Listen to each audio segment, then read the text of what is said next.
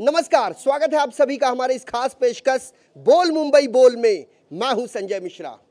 देश की आर्थिक राजधानी में हर बार की तरह एक बार फिर हम निकले हैं अंधेरी पश्चिम के सहारगांव में। टैंक पखाड़ी के नाम से जाना जाता है ये इलाका। और आज का जो मुद्दा है, आज का जो एजेंडा है वो है बायोमेट्रिक सर्वे। जी हाँ, राज्य सरकार द्वारा ये बायोमेट्रिक सर्वे मुंबई के हर उस इलाके का किया जा रहा है जहां पर विकास कार्य होना वक्त की ज़रूरत है। लेकिन सबसे बड़ी बात यह है कि जो स्थानीय रहवासी हैं उन्हें ज़रा भी इस बारे में कोई जानकारी नहीं है कि आखिर बायोमेट्रिक किस चिड़िया का नाम है। चूंकि एक नोटिस भी मुंबई के सांता क्रूज वेस्ट स्थित विले पार्ले जो नगर भूमापन अधिकारी है उनकी तरफ से एक पत्र यहाँ भेजा गया है, उस पत्र को भी हम दिखाएंगे। इस कार्यक्रम को शुरू करने से पहले वीडियो जर्नलिस्ट सदानंद शेट्टी हमारे कैमरे के सामने खड़े इन तमाम लोगों की तस्वीरें अपने कैमरे में कैद करें और ये उन दर्शकों को दिखाने का प्रयास करें जो इस कार्यक्रम को देख रहे हैं, जिनके अंदर ये जिज्ञासा बनी हुई है कि इन 24 न्यूज़ पर चलने वाला ये कार्यक्रम आखिर है क्या और इन 24 न्यूज़ दरअसल दिखाना क्या चाहता है। तो देश की आर्थिक राजधानी मुंबई को शंघाई बनाने का सपना समय समय पर राज्य के साथ साथ केंद्र सरकार ने भी देखा था और दिखाया था मुंबईकरों को। लेकिन समय रहते क्या मुंबई शंघाई बन पाएगी? क्योंकि जिन जिन योजनाओं को अमली जामा पहनाया जाता है उन्हें क्रियान्वित करने के नाम पर है सिर्फ और सिर्फ ढाक के 3 पात। सूबे के मुख्यमंत्री समय समय पर हर उस योजना को अमली जामा पहनाने के लिए गंभीर रहते हैं, लेकिन जब योजना को क्रियान्वित करने का समय आता है तो क्या उसका परीक्षण व निरीक्षण समय रहते किया जाता है? हमारे साथ वॉचडॉग फाउंडेशन के सर्वे सर्वा यानी अध्यक्ष निकोलस अल्मेडा साहब हमसे जुड़ेंगे और हम उनके पास सबसे पहले जाएंगे चूंकि उन्होंने हमें यहाँ आमंत्रित किया है। हर बार किसी न किसी मसले या मुद्दे को लेकर निकोलस अल्मेडा साहब आपका आंदोलन जारी रहता है। आज हम टैंक पखाड़ी में खड़े हैं, यहाँ तमाम रहवासी हमारे सामने हैं। पूरा का पूरा मामला क्या है संक्षेप में? सब ये हमारा मुल्क है, सहारगांव जहाँ हमारा जन्म हो गया। हमको कोई मुल्क नहीं, मुंबई छोड़ के यहाँ ये हमारी पैदाइश है। हमारे लोग आज से नहीं रहते, पीढ़ी पीढ़ी से रहते हैं, 100 साल के ऊपर से हम गाउटन में रहते हैं और हमारे बगल में थोड़े एयरपोर्ट की ज़मीन है सटिया के। अभी हमें हर बार एक नोटिस आता है सर्वे डिपार्टमेंट से, city survey department Vile Parle waste से, क्या बोलता है आपका घर का सर्वे नंबर चाहिए। लेकिन इसमें समझ में नहीं आता ये खेल क्या है। ये फुटबॉल का खेल है सर। इस नोटिस के अंदर मैंने पुलिस के अंदर भी जब मीटिंग होगी पुलिस स्टेशन में, इसके अंदर इस नोटिस में मेरा घर का नाम क्यों नहीं? अगर मेरा कि आप यहाँ के परमानेंट रेसिडेंशियल हैं, यहाँ के पूर्व नगर सेवक भी रह चुके हैं। पूर्व नगर सेवक भी रह चुके हैं। मेरा घर गाउठन में है, 100 साल से है। मेरे पास 7/12 उतारा है, 6/12 उतारा है। मेरे चर्च का नाम आता है, मेरी दफन भूमि का नाम आता है उधर, स्कूल का और हमारे गाउठन के रहवासी। लेकिन इसके अंदर मैं भी उस बगल में रहता हूँ लेकिन मेरा नाम नहीं आता है। मुझे बहुत खेद लगता है, सरकार क्या कर रही है। बिल्कुल, हम कुछ समय के लिए अल्मेडा साहब को रोकेंगे और अपने तमाम दर्शकों को बताएंगे और साथ ही साथ सूबे के मुख्यमंत्री देवेंद्र फडणवीस साहब, आपका भी ध्यान इस तरफ हम आकृष्ट करवाना चाहते हैं कि आपने बायोमेट्रिक सर्वे का जो फैसला किया है ये काबिले तारीफ हो सकता है। चूंकि हर इलाके में जहां जहां विकास कार्य किया जा रहा है दरअसल वहां पर झोपड़ों की संख्या वास्तव में कितनी है ये आज तक कोई भी नहीं खंगाल पाया। क्योंकि हर बार जब भी सर्वे किया जाता है तब झोपड़ों की संख्या को बढ़ा दिया जाता है, झोपड़पट्टी पुनर्वसन योजना हो या फिर रीडेवलपमेंट का मामला हो। लेकिन बायोमेट्रिक सर्वे में पारदर्शिता आए इसके लिए सरकार गंभीर दिखाई तो दे रही है, लेकिन यहाँ पर जिसकी भी नियुक्ति की गई है बायोमेट्रिक सर्वे करने के लिए, क्या वो अपने काम को पूरी ईमानदारी से निर्वाह कर रहा है? क्या वो उसे अंजाम दे पा रहा है? क्या जिन जिन घरों का बायोमेट्रिक सर्वे किया जाना चाहिए क्या क्रमबद्ध तरीके से उनका बायोमेट्रिक सर्वे किया जा रहा है? यदि हमसे ये सवाल पूछा जाए तो हम कहेंगे ना, चूंकि हमने कई घरों को देखा है जहां दरअसल जो क्रमांक डाला जाता है, घर क्रमांक, शौचालय के क्रमांक डाल दिए जाते हैं लेकिन मकानों के क्रमांक नहीं डाले जा रहे हैं। जिसके जो मन में आ रहा है वो एक घर का 2 घर यानी अपने अपने तरीके से क्रमांक डलवा दे रहा है, लेकिन वास्तव में जिसका घर है उसके घर में वो क्रमांक नहीं डाला जा रहा है। और जब अधिकारी से कहा जाता है तो वो भी कोई न कोई बहाना बताकर कन्नी काट लेता है। अल्मेडा साहब, आपके हाथ में एक पत्र है, ये पत्र आपको दिया है सिटी सर्वे ऑफिस ने, थोड़ा सा बताने का प्रयास करें कि इसमें लिखा क्या है। सर इसके अंदर लिखा है कि हमारे गांव वाले जितने भी है इसके अंदर नाम सार गांव में चर्च पकड़ी है, टैंक पकड़ी और सुतर पकड़ी। ये बोलता है 16 तारीख से 21 तारीख से सवेरे 9 बजे से 5:30 बजे आप छुट्टी करके आपके घर में रहो, हम लोग आएंगे और उस टाइम छुट्टी करके रहना ही पड़ेगा ना सर।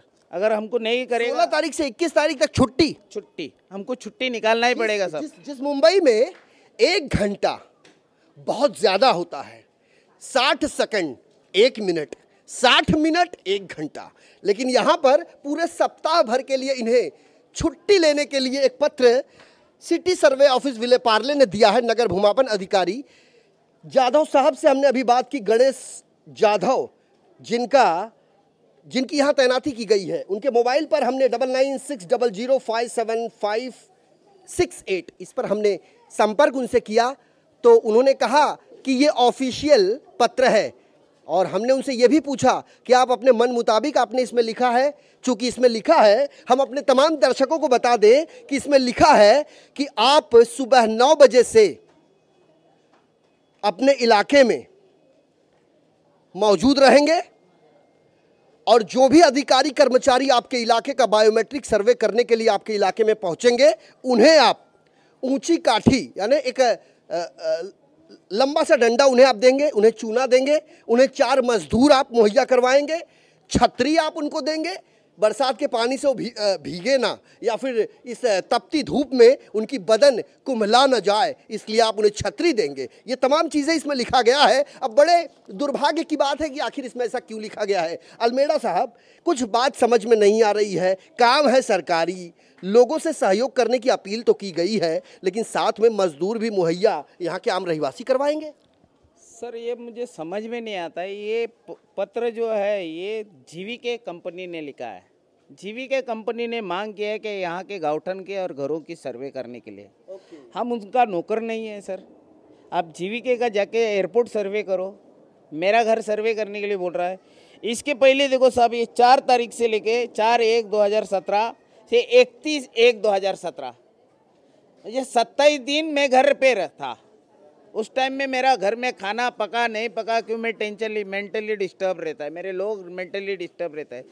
27 दिन मुझे रोकने पड़ा घर पे और तभी भी सर्वे नहीं किया। आज तुम अभी 5 दिन आ रहे हैं वापिस सेकेंड राउंड में, वो भी सर्वे नहीं। इस बार 16 से 21 कल तो आए नहीं, आज भी आए नहीं।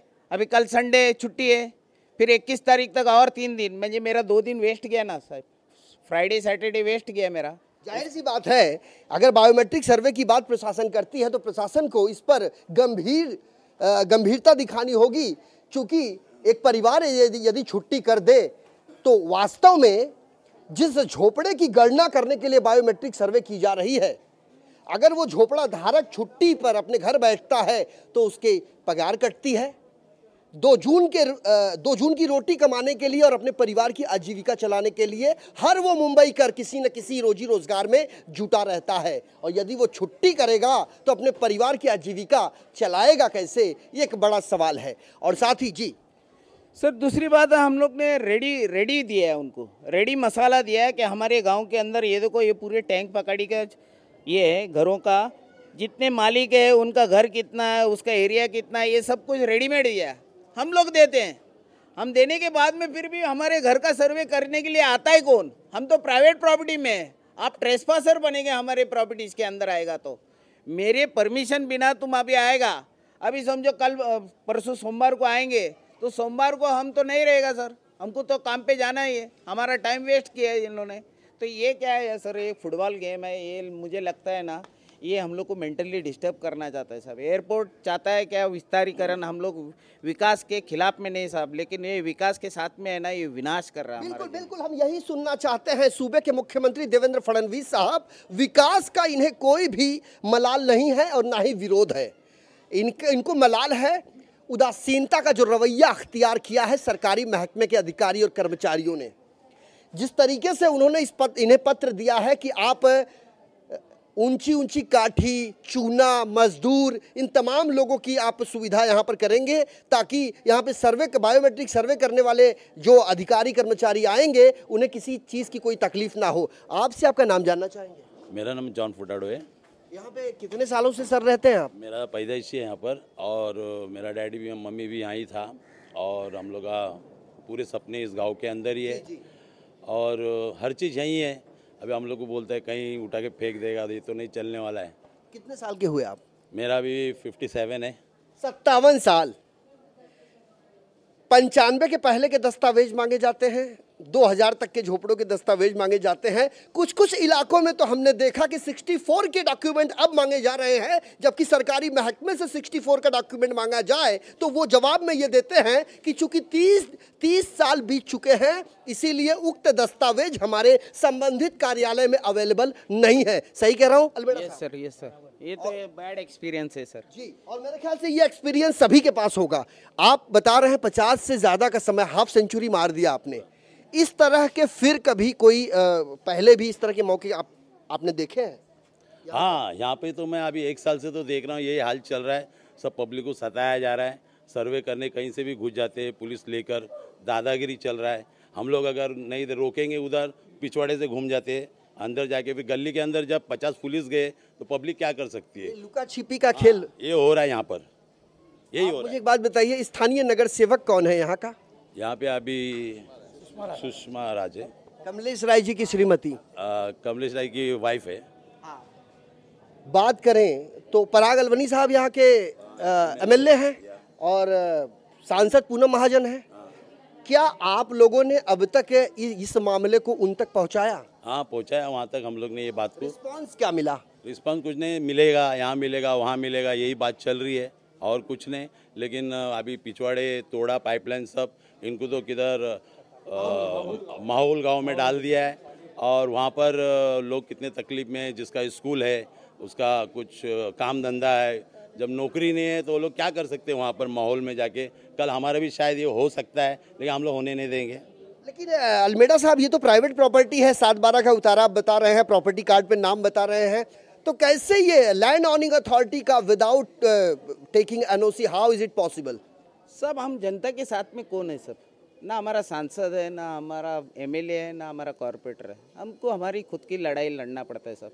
ये पूरा सार गाँव है ना, ये हमारा खेतीबाड़ी की ज़मीन थी सब। एयरपोर्ट जिस ज़मीन के पर बना वो हमारा था, गाँव वालों का था। गाँव वाले का होने के बाद में सर उस टाइम में हमको 2 पैसे वार में उस टाइम में at the point of a gun British सरकार ने ले लिया सर। लेकिन उस टाइम में क्या बोला, डिफेंस के लिए वापरेंगे, लेकिन वो डिफेंस के लिए नहीं वापरे। सब पूरा एयरपोर्ट का विस्तारीकरण हो गया, उसके ऊपर 5 स्टार हो गया, 5 स्टार होटल हो गया, बड़े बड़े ऑफिस हो गए।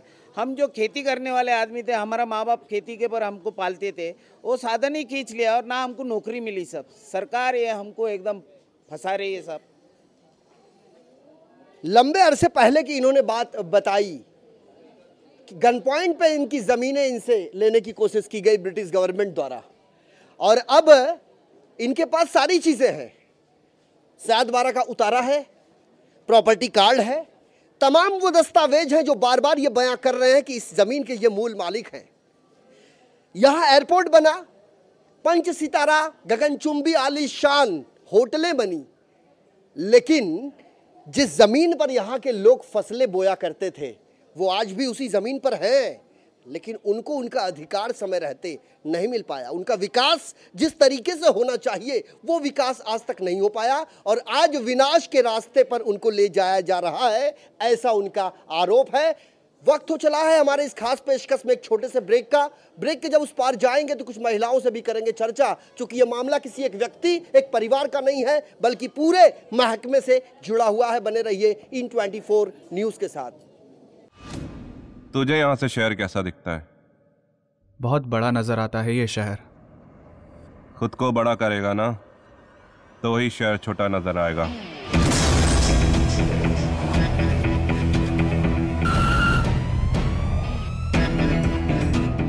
मोबाइल दिखा, मोबाइल। अबे साले चोर, तू मरवाएगा एक दिन।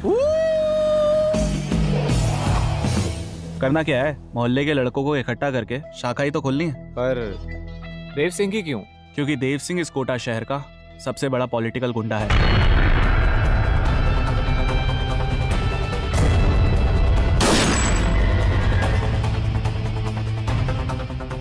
भौंक।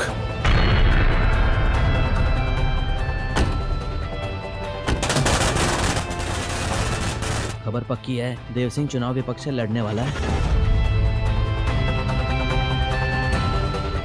लोग हमें भुला दें, मगर हम कभी भी किसी को नहीं भूलते। सोच रहा हूँ कि तुझे बड़ा आदमी बना दूं, मुझसे भी बड़ा।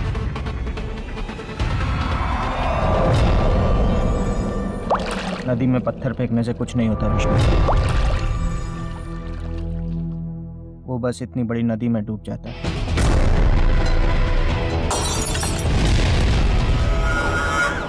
वो ये इलेक्शन जीतना नहीं चाहिए। चुनाव तो देव सिंह ही जीत कर रहेगा। मुझे तो बस आपका आशीर्वाद चाहिए। अरे बच्चा है रे तू तो मेरा।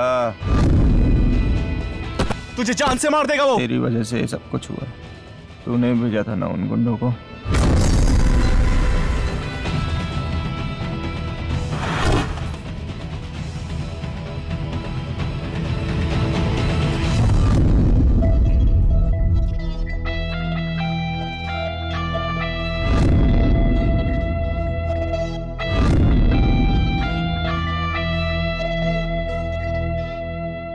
ब्रेक के बाद हमारे इस खास पेशकश बोल मुंबई बोल में आपका स्वागत है। ब्रेक पर जाने से पहले हमने आपको बताया था कि यह अंधेरी पूर्व का इलाका है, सहार गांव के नाम से जाना जाता है और इस गांव में ज्यादातर कैथलिक समुदाय के लोग, हर उस जाति धर्म के लोग हैं, यानी कुल मिलाकर सर्वधर्म समभाव के तर्ज पर यहाँ पर लोग पीढ़ी दर पीढ़ी जीवन यापन करते आए हैं। टैंक पखाड़ी के नाम से ये प्रांगण जाना जाता है। सरकार द्वारा यहाँ पर बायोमेट्रिक सर्वे किया जा रहा है, लेकिन लोगों में कोई अवेयरनेस नहीं है, कोई जागरूकता सरकार ने अभियान यहाँ नहीं चलाया है ताकि लोगों को ये पता चल सके कि दरअसल बायोमेट्रिक सर्वे की परिभाषा क्या है और उससे क्यों करना चाहिए और कितना महत्वपूर्ण है बायोमेट्रिक सर्वे करना। लेकिन अधिकारी कर्मचारी यहाँ पहुँच रहे हैं, जिन घरों का बायोमेट्रिक सर्वे वास्तव में किया जाना चाहिए वहां वो नहीं पहुंच पा रहे हैं। जो उनके दिमाग में आ रहा है, जो उनके नजर के सामने आ रहा है, उसका वो बायोमेट्रिक सर्वे कर रहे हैं। ऐसा वॉचडॉग फाउंडेशन के प्रेसिडेंट निकोलस अल्मेडा साहब का आरोप था। हमारे साथ यहाँ बड़े पैमाने पर महिलाएं हैं। आपका नाम क्या है? कल्पना। कल्पना मैडम, कितने साल से आप यहाँ रहते हो? मेरे को तो अभी तीसरा बोलेगा तो 3 पीढ़ी हुआ है इधर हमारा। 3 पीढ़ी हो चुका है। ससरा, मेरा सास, सब जन इधर ही थे। मैं मराठी में बात करती है। वो लोग ती लोक इथे येतात, ती फक्त नोटीस लावतात। आमचा विचार काय आहे, तुम्ही आम्हाला सांगा, रीतसर लिहून द्या की बाबा तुम्हाला इथे इथे जागा देणार, इथे देणार। हे असं काय नाही, तुमचे पेपर द्या। पेपर आम्ही दिले तर आम्ही फसले जाणार। आणि मी जास्त बोलत नाही। मुख्यमंत्र्यांना मला एवढंच सांगायचं आहे, 5 वर्ष ती लोक गादीवर बसण्यासाठी किती खटपट करतात। अजून त्याच्यामध्ये 5 वर्षामध्येच अजून 5 वर्षाचा विचार करतात आणि आमची तर इथे पिढी गेली आणि तुम्ही आम्हाला एका क्षणात हलवायला बघता आणि तुम्ही फक्त निवडणुकीच्या वेळेला एकदा खाली पडला तर परत उठण्याचा प्रयत्न करता आणि आम्ही इथून उठून आम्ही कुठे जायचं? आम्ही रस्त्यावर जायचं का? तुम्ही तुमचा विचार करता, आमचा पण विचार करा ना। हां, आम्ही आमच्या या कॅथलिक बांधवाने तुम्हाला एअरपोर्ट बांधण्यासाठी जागा दिली, परत ते दिलं तर दिलं, इथे पोलीस स्टेशन बांधण्यासाठी आमच्या मुलाने जागा दिली, परत तुम्ही आमच्या डायरेक्ट घरावर येता, म्हणजे आम्ही लोक जाणार कुठे? हमारी जमीन जिसके एकमात्र मालिक हमने अपनी जमीन आपको दी, आपने एयरपोर्ट बनाया। हमने अपनी जमीन आपको दी, आपने सड़कें बनाई। हमने उन जगहों पर आपको जमीन दी जिन जिन जगहों पर आपने हमसे डिमांड की, लेकिन आज हमारे ही घर से, हमारी ही जमीन से हमें दरकिनार करने की कोशिश की जा रही है। और यदि ऐसा हो रहा है तो ये बेहद दुर्भाग्यपूर्ण है। विकास बहुत जरूरी है, सबका साथ सबका विकास केंद्र सरकार का ये जो एक स्लोगन है, ये बच्चों से लेकर बूढ़ों तक लोगों के जहन में जा घुसा है। लेकिन जिस तरीके से बात की जाती है सबका साथ सबका विकास की, जब साथ ही नहीं रहेगा तो विकास कैसा? हमारे साथ यहाँ पर और भी कई। आपका नाम क्या है? शुभावती सिंह। आप यहाँ कितने सालों से रहते हो? मुझे तो बहुत साल हो गया, तीसरी पीढ़ी चल रही है। हाँ, तीसरी पीढ़ी कम नहीं होती है मैडम। ये बताइए कि बायोमेट्रिक सर्वे जो आपके इलाके में हो रहा है उसके बारे में आपको क्या जानकारी है? कुछ आते हैं बस सर्वे करते हैं, कुछ बोलते हैं। हम लोग पूछेगा हमको कहाँ देंगे, बोले मुझे मालूम नहीं। पूछेगा हम लोग कहाँ देंगे, मुझे मालूम नहीं। बस हम लोग सर्वे नहीं करने देंगे जब तक वो बताएंगे नहीं कि हमको कहाँ देंगे। बिल्कुल बिल्कुल बिल्कुल। 1 इंच सुई की नोक भर जमीन के लिए महाभारत छेड़ा गया था और पूरा भारतवर्ष जानता है महाभारत की पूरी की हिस्ट्री। आज यहां पर इनकी जमीन की बात हो रही है, वो जमीन जिसके ये खुद मालिक हैं। कैथलिक समुदाय के लोगों ने सरकारी महकमे को अपनी जमीनें दी एयरपोर्ट का निर्माण करने के लिए, और आज इमरजेंसी। जी जी जी, थोड़ा सा बताएंगे आप।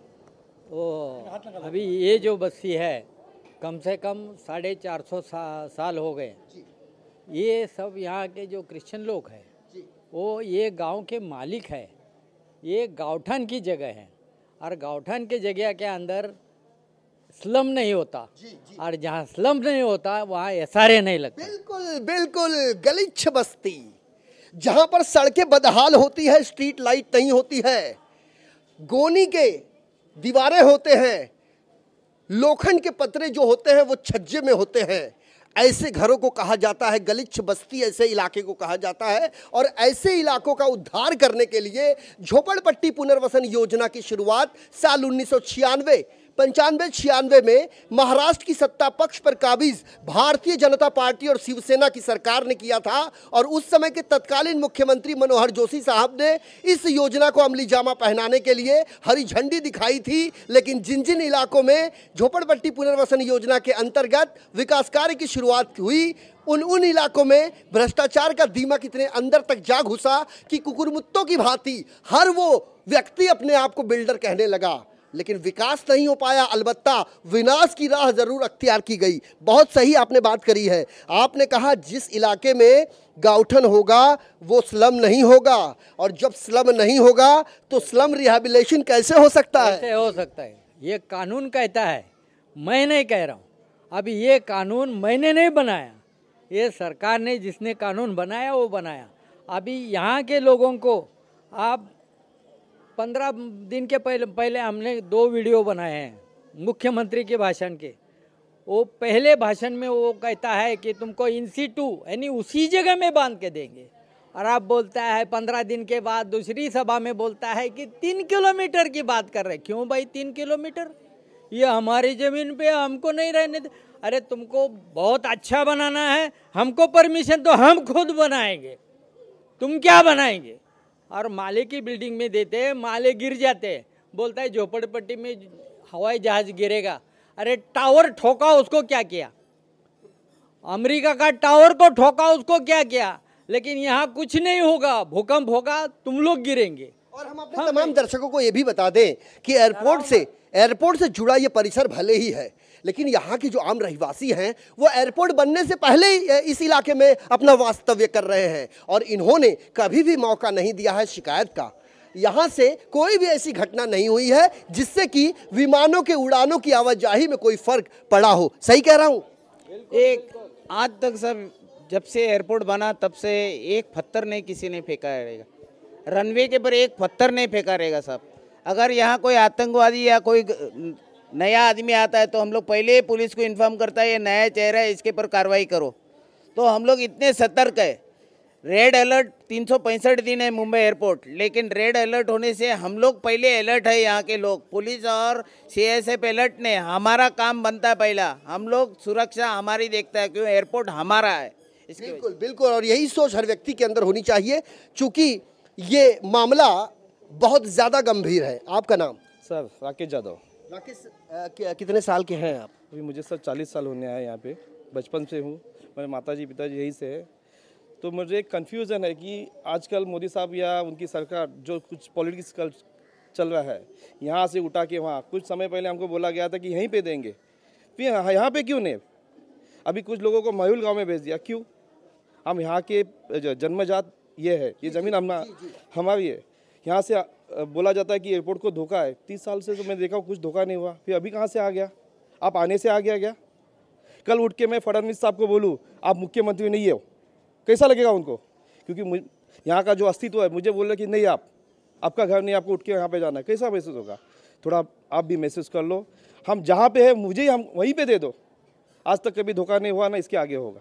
जय हिंद। बिल्कुल, जिस ज़मीन पर हमारे पीढ़ियां दर पीढ़ियां गुजर चुकी हैं, उस ज़मीन से हमें प्यार है और उस ज़मीन को हम नहीं छोड़ सकते, ऐसा इनका कहना है। और उसी ज़मीन पर हमारा पुनर्वास क्यों नहीं, और उस पुनर्वास के मामले में भी पारदर्शिता क्यों नहीं। हर वो चीज़ें कन्फ्यूज़न और सिर्फ कन्फ्यूज़न। आपका नाम जानना चाहिए। विश्वास मर्चेंडे। विश्वास साहब, आपके हाथ में बहुत सारे पेपर्स हैं, आप इस मामले को किस तरीके से देखते हैं, और कोई ऐसी चीज़ बताइए जो बहुत ज़्यादा गलत हो। सर, हम यहाँ से अभी जैसे मेरे पिताजी, मेरे दादाजी, प्रॉपर्टी कार्ड है हमारा, हम सालों साल से यहाँ पे रह रहे हैं, लेकिन हमारा कहना यही है, अगर सरकार को इस एयरपोर्ट का विकास करना है तो ये एयरपोर्ट के विकास के साथ हमारा भी विकास हो। हम यही चाहते हैं कि हम सर्वे के खिलाफ नहीं है, हम बोलते सर्वे करो, लेकिन इन लोगों को सही जगह में आप नज़दीक कहीं पे इन सीटू, जो आपने कहा इन सीटू, तो इन सीटू का पुनर्वसन आप करो। अभी 2 साल से हमारे यहाँ सर्वे का काम चालू है, लेकिन आज तक इनको जगह मिली नहीं कहीं पे। यानी 2 साल से आप बोल रहे देंगे, लेकिन आपको अभी तक जगह नहीं, यानी आपने अभी तक एयरपोर्ट से कोई डील नहीं की, एयरपोर्ट से आपने जगह नहीं मांगी। दूसरी बात है, ये झोपड़पट्टी के विषय में सरकार गुमराह कर रही है, सरकार गुमराह कर रही है, झोपड़ी का डर दिखा के। आज तक किसी भी झोपड़े ने एयरपोर्ट के खिलाफ कोई भी कार्रवाई नहीं की, ना पत्थर मारा है ना कुछ किया। लेकिन अगर एयरपोर्ट बचा है तो इस झोपड़े की वजह से बचा है, और इन्होंने कभी भी एयरपोर्ट के खिलाफ कोई काम नहीं किया। लेकिन सरकार को एयरपोर्ट अथॉरिटी बता के झोपड़ों की वजह से हमें तकलीफ है, ये सब गलत है और गलत तरीका अपना के ये हमें सताने का काम कर रहे हैं। ये बताइए कि पत्र, जिस तरीके से पत्र में लिखा है कि आप चूना, आप मजदूर, आप लंबी काठी, इस तरीके की चीज़ आप मुहैया करवाइए, ये तमाम चीज़ें अगर हट जाएगी तो आप बायोमेट्रिक सर्वे करवाने देंगे? नहीं, बायोमेट्रिक का तो सवाल ही नहीं आता है, क्योंकि जब तक हमें घर के बदले घर कहाँ पे मिल रहा है, कितना स्क्वायर फीट मिल रहा है, ये जब तक कोई बताता नहीं तब तक हम सर्वे के खिलाफ है। हम उनको सहकार्य नहीं करें, असहकार्य बोलते हैं ना, कि हम उनको कैसे मालूम पड़ा कि यहाँ के रहवासियों को माहौल गाँव भेजा जा रहा है? नहीं तो बताते भी नहीं ना कहाँ भेजे रहे, हम ये नहीं बता रहे माहौल भेज रहे कहाँ भेज रहे। जब आपने आश्वासन दिया है इंस्टीट्यूट का, हमारा आमदार है, हमारा खासदार है, जब इस बारे में बात करते हैं तब इंस्टीट्यूट का बात करते हैं, तो हमें ये पता होना चाहिए इंस्टीट्यूट यानी कहाँ पे, कोई एड्रेस तो होगा उसका। लेकिन आज तक तुम्हारे पास कोई एड्रेस नहीं मिला, ये बहुत खंत है हमारे लिए। वैसे हम अपने तमाम दर्शकों को बता दें कि अभी तक अखबारों में, टेलीविज़न चैनलों में यही लोगों को बताया जाता है समय समय पर कि जिस तरीके से मुख्यमंत्री साहब कहते हैं कि जिस इलाके के लोगों को पुनर्वास की बात जब आएगी तो उनको उसी इलाके में स्थापित किया जाएगा, लेकिन यहाँ के लोगों का ये कहना है कि इन्हें दुविधा में रखा गया है और ढेर सारा दिग्भ्रमित है ये लोग। अगर यूं कहें तो इसमें कोई अतिशयोक्ति नहीं। मैडम, आपका नाम? हाँ, जिस तरह बताया आपने, बोला माहौल गांव के लिए भेजना है करके, वो किस तरह बता रहे कि हिंदी पेपर में दिया गया था कि 2000 घर तैयार है, एयरपोर्ट वाले नहीं जा रहे करके, तो हमें पता चला कि वो माहौल गांव भेज रहे हैं। लेकिन माहौल गांव में ना टॉयलेट है, ना कचरा की सुविधा है, कुछ भी नहीं है। लोग इधर सब ये कर रहे हैं, हम लोग को कुछ बता रहे नहीं, यहाँ पे सब गुमराह कर रहे हैं हम लोग को, मेंटली फिजिकली पूरी तरह से हम लोग को टॉर्चर कर रहा है। और एक दूसरे से जब भी आते, लास्ट टाइम सर्वे आया था, हम एक दूसरे से बात भी नहीं कर सकते। हमारे रिलेटिव्स, हमारे रिश्तेदार आए तो पुलिस वाला क्यों आ रहे तुम, इस तरह डराते क्यों, बात नहीं तो अंदर डालेगा, ऐसा सब बोल। इवन मेरा जीजाजी आ रहा था मेरे घर पे तो उसको भी आने नहीं दिया, तो फिर बोल रहे मैं उसको अंदर डालेगा, ऐसा। खुद आस पड़ोस के लोगों से भी बात करने नहीं दे रहे, बोलते हम लोग अंदर डालेगा, आपके ऊपर कार्रवाई करेगा, ऐसा हमको धमकी दे रहे हैं सब। वैसे पुलिस का काम होता है कायदा व सुव्यवस्था को बरकरार रखना, इससे ज्यादा उनका कोई अधिकार नहीं है। यदि अगर लोगों को ये कहा जा रहा है कि आपके खिलाफ हम केस लेंगे, तो हम मुंबई पुलिस कमिश्नर साहब से जरूर पूछेंगे कि आम रहवासियों को आखिर लोकल पुलिस स्टेशन के अधिकारी क्यों डराते हैं। प्रोटेक्शन देना बहुत जरूरी है, आपकी भूमिका बहुत अहम है।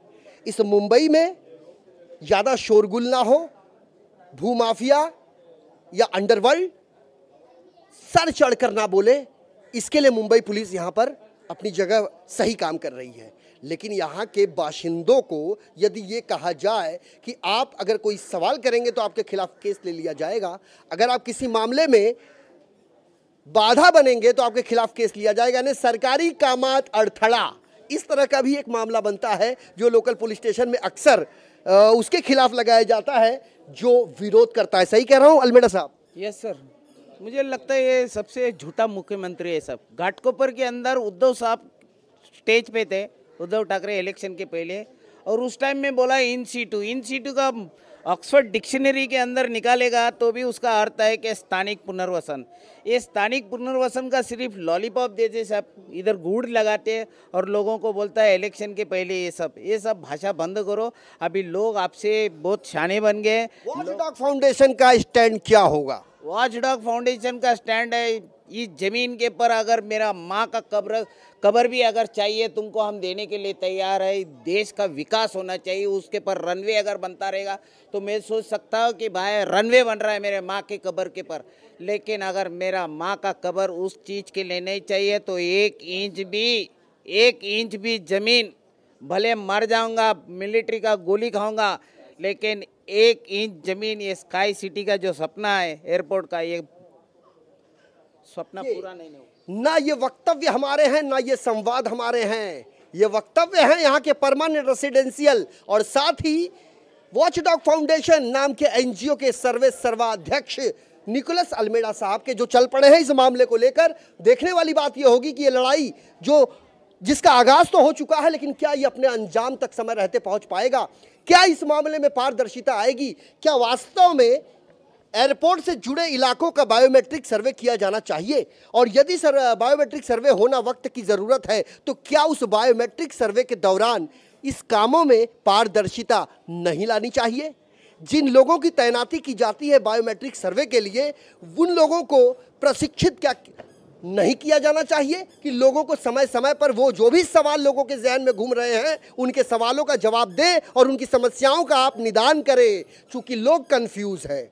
आधी अधूरी जानकारी विष के समान होती है, जहर जिसे कहते हैं, और वो कुछ भी बाकी नहीं रखती। तो कुल मिला के कहने का मतलब यह है कि अंधेरी पूर्व के टैंक पखाड़ी के इन तमाम लोगों का यह कहना है कि विकास तो हम चाहते हैं, लेकिन ट्रांसपेरेंसी के साथ चाहते हैं, और अगर इस इलाके में हमारा पुनर्वास हुआ तो हम सरकार को सहयोग देंगे। यदि हमें यहाँ से उठा के कहीं और विस्थापित करने की कोशिश की गई तो इस ज़मीन की 1 इंच भी हम नहीं देंगे, फिर चाहे कोई भी लड़ाई हमें लड़नी पड़े।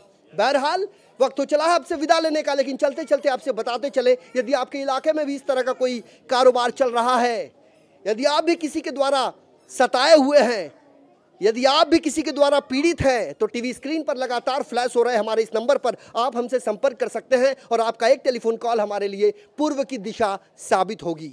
फिलहाल अभी के लिए मेरे साथ इतना ही। वीडियो जर्नलिस्ट सदानंद शेट्टी के साथ मुझे यानी संजय मिश्रा को दीजिए इजाजत। नमस्कार।